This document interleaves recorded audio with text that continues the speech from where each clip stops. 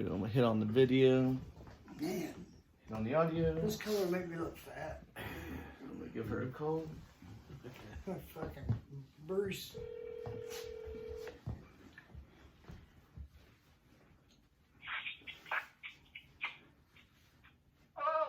Hey Carmen, it's Sky here. Sorry it took me a minute to give you a call. That's okay.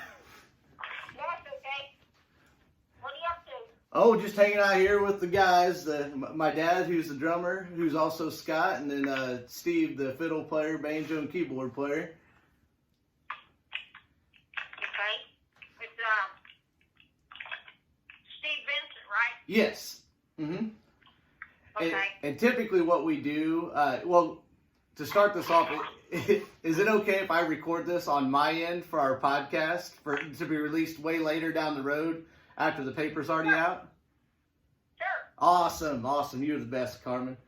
What I was going to say, like what we typically do for our names and stuff, especially since me and my dad had the same first and last name, I always use like our middle initials or in there. So like mine is Scott Joseph Ferris, and his is Scott R. R. Yeah, Scott R. Ferris is my dad, the drummer.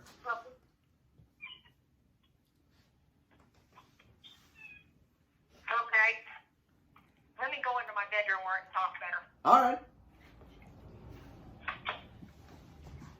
Okay, now it's quiet.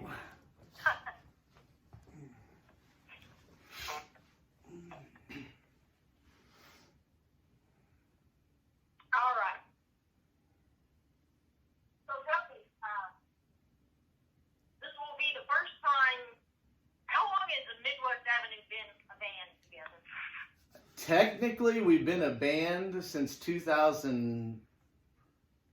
Well, I would say like the incarnation that we got, which has been the most predominant and most successful, I would say we've been together since 2011, right? I'd say. Yeah, since 2011. And this is the first opportunity you've ever had to play at with the July celebration? That's correct, and we're very excited for it. We had conversations whenever they had the first one out at the Res, when they were first going to do it. But it didn't really work out. I think we had some conflicting dates and different things, but we are super excited to have the opportunity to play it this year. And this is actually our first show in Whitehall in 6 years. Mm-hmm. Wow. I believe it. Yeah. And our first show in Greene County, and we did the Greene County Fair, not 2 years ago. Yeah. So, but yeah, in Whitehall, this is our first show in 6 years, so it's pretty exciting times for us to be able to. We've been playing everywhere else but here, so it's good to be back home. How come you haven't been playing in Greene County? Well, we've done things in Greene County like the Sesquicentennial and Root House in 2016. We did the Greene County Fair a couple years back. We did some shows like in Carrollton. We played up at the back in October, I think, of 2020. They had that I think they call it like the Witches Crawl or something like that. Yeah. Carrollton. Witches Night Out. The Witches Night Out in Carrollton. We did that. October, yeah. But as far as playing in Whitehall, I would say really there's only one venue, and I mean they do have like community events. A lot of times we've been booked up on those dates because we try to book out as far as we can, and that was kind of one of the big conflicts there as far as availability goes. But we've always been open to the opportunity if there ever was one, and that's why July 3rd we're actually going to be doing it finally. Yeah.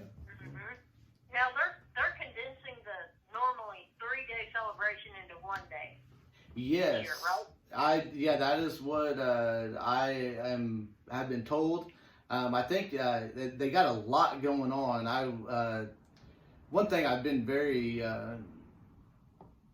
excited about the last couple years.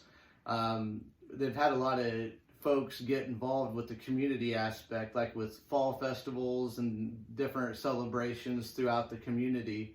as to where in prior years we've kind of been limited in that fact, but now it seems like they've really been jumping on board. I know like Lindsay Coltis has been very involved with a lot of things, and you know, we got the police department involved in that as well. So it's been great to see how they've been trying to put so much into this, along with utilizing like Custer Park in the events. I think they got like a kayak event out there.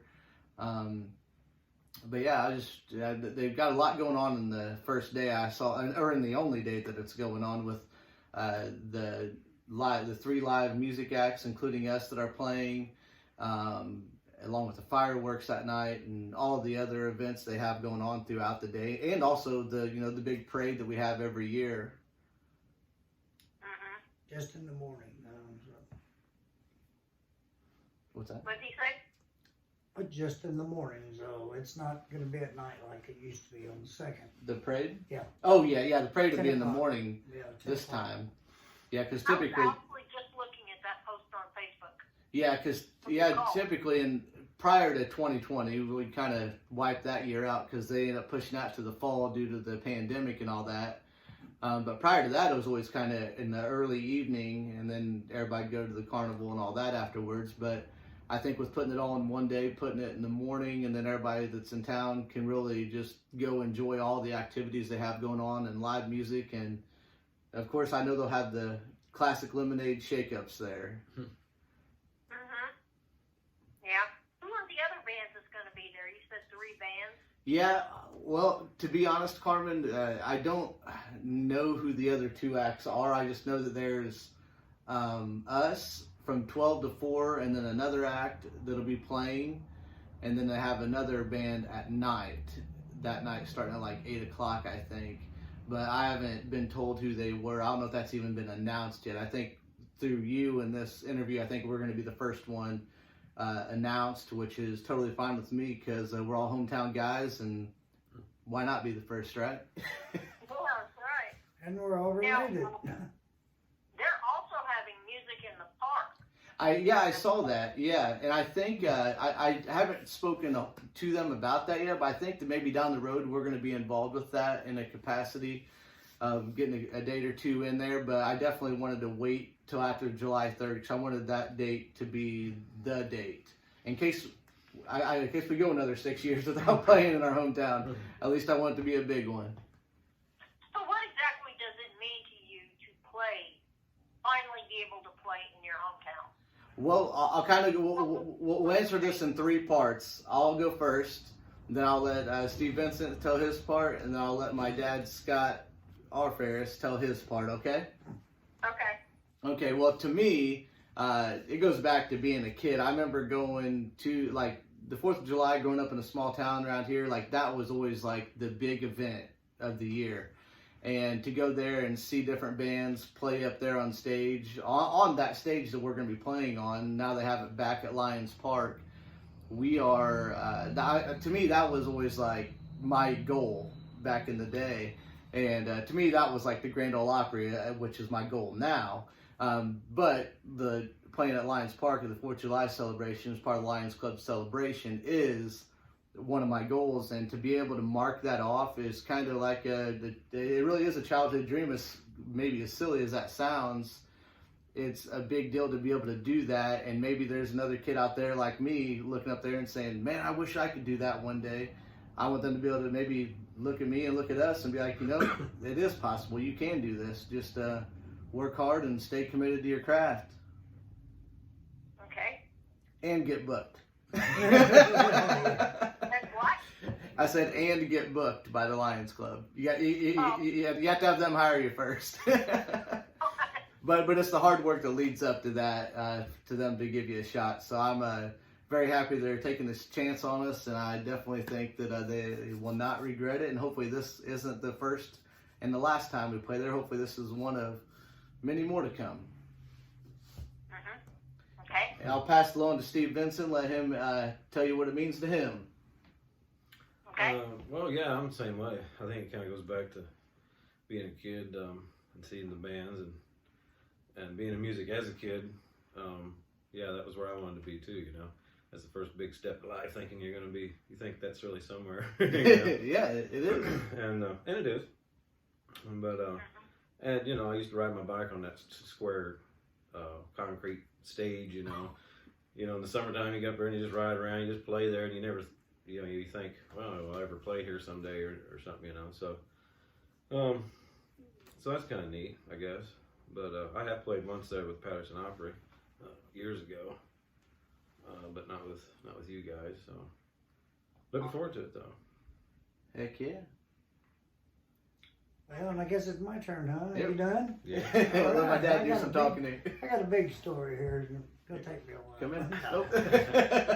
Well, I'm older than both these guys. I know you know that, but no, I've played there in the years past with a couple different bands, and actually Scott Kirk, good friend of mine, local guy.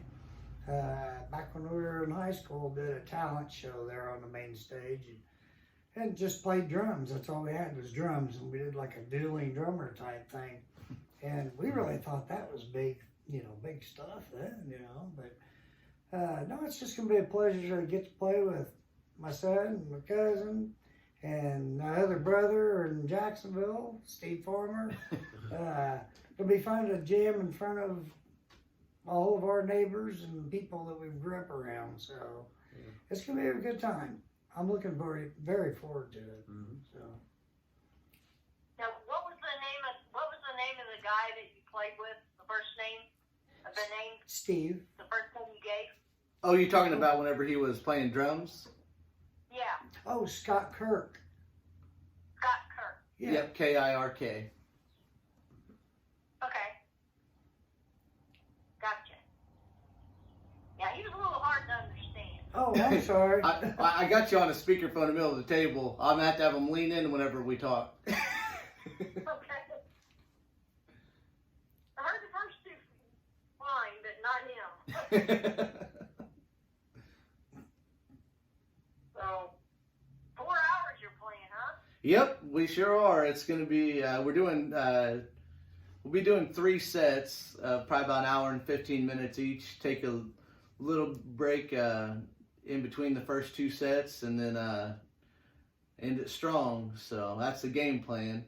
I don't know if you caught earlier, but me, Steve, and obviously my dad, we're all 3 related. How is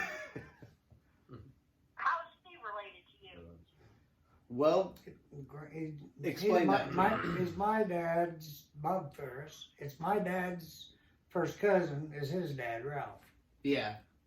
So, my grandpa and my dad's dad, Bob Ferris, is first cousins with Steve Vincent's dad, Ralph Vincent, which would make Steve my dad's second cousin and me third cousin. Yeah. But we're all brothers. Yeah, right. Okay. It's a Kentucky thing. Well, Ironically, that's where all of our family's from. Kentucky? Yep. Yeah. Okay. Burkesville She's like, area. Yeah. that was funny. Yeah. Who just say you're related? Yep. And we're also at the show. We're going to be shooting some video for a future music video that'll be released at the end of July.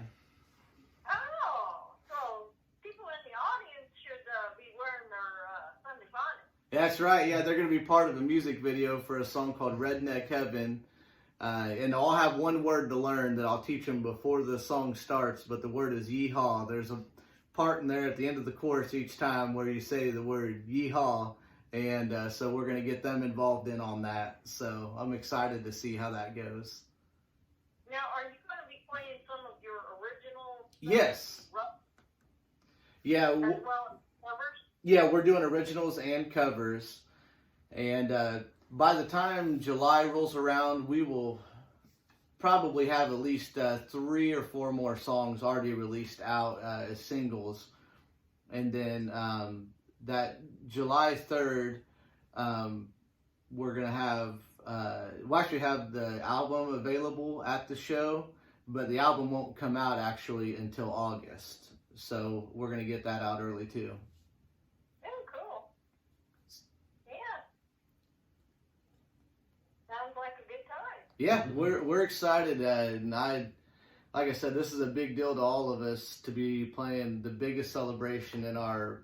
I mean, it's not just the biggest celebration in like Whitehall. I mean, the parade. I know people that come from all over to it, you know, and for this to be, you know, the first one after the craziness that was 2020, I think that this celebration is going to hopefully be one of the biggest ones that they've had in my lifetime.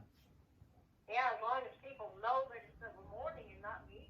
Yes. Yep, that's going to be the big thing, and hopefully through this, your hard work that you always do at Green Prairie Press, and the Lions Club promotion, and on top of us promoting it, because not only with us promoting our show, I'm also going to put out, be talking a lot of, doing a lot of social media stuff for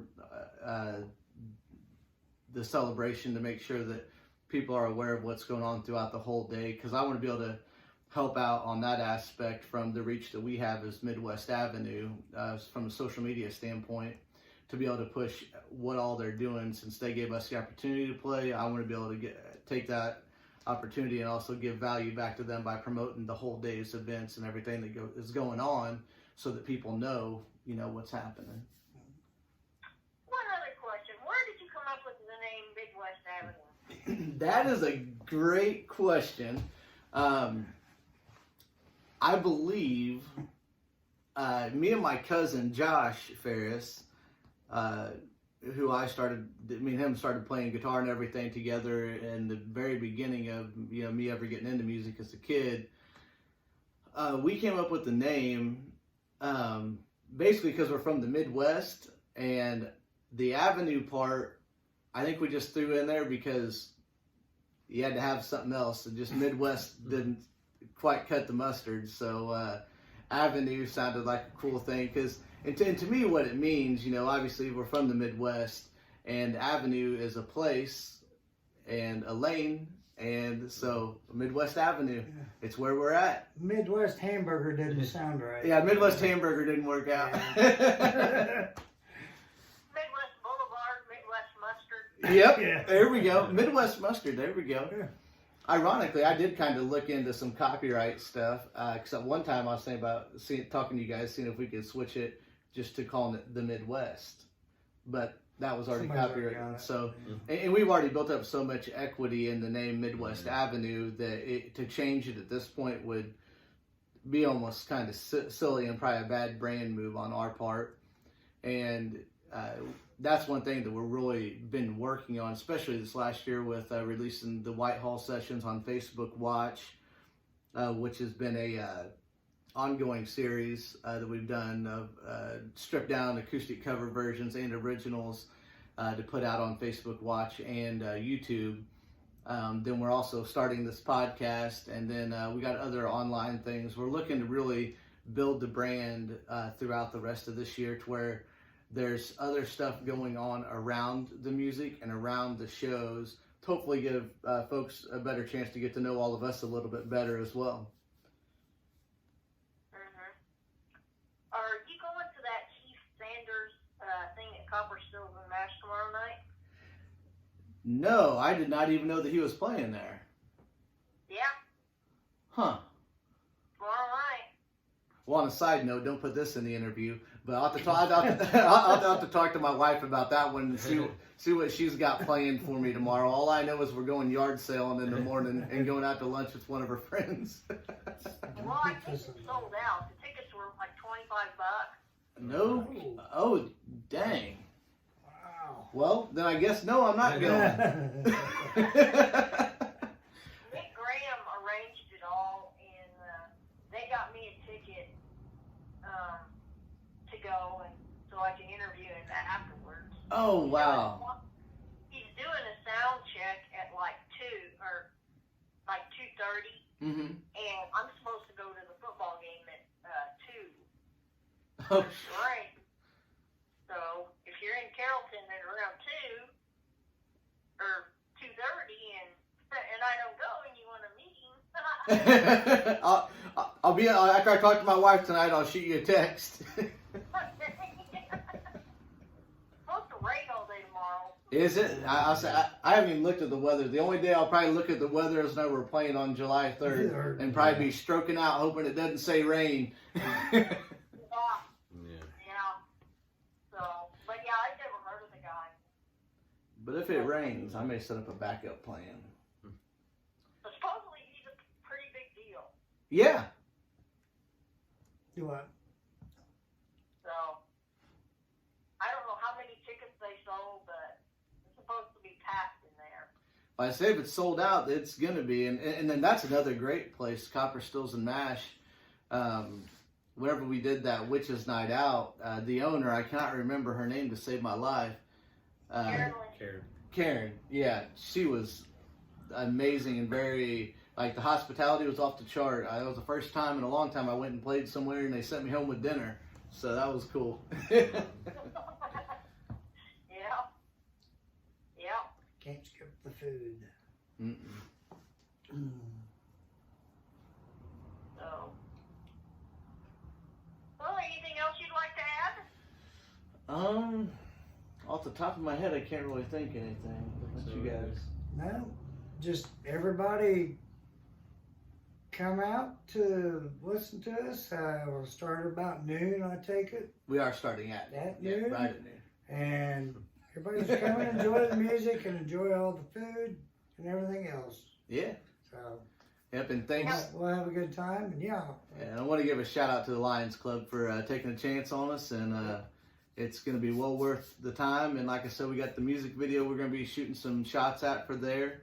That will have the crowd involved in on it, so I'm excited to have them involved with that as well. Oh, one more question. What kind of music would you classify your music as? I'd say we're primarily a country band. Okay.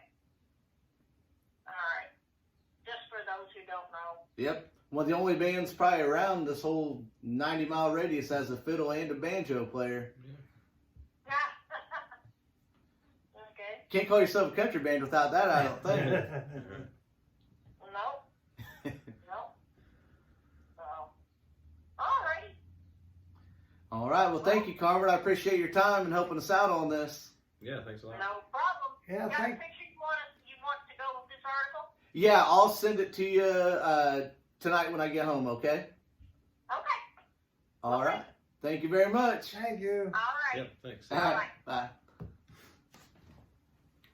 Are we off?